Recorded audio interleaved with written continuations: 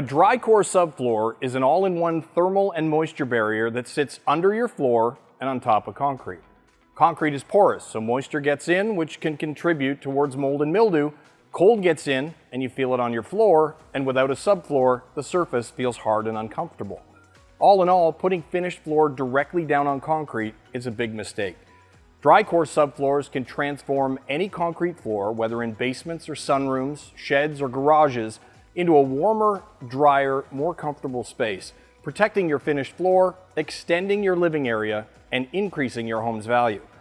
There are 3 DRICORE subfloor panel types. DRICORE Subfloor, our original subfloor with an R value of 1.4.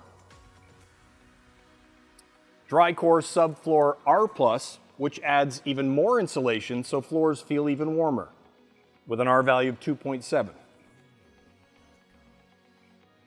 And DRICORE Insul-Armor. This adds the most insulating power ever seen in a subfloor with an R value of 4.1. It's even easier to install and is best used with hard surface flooring.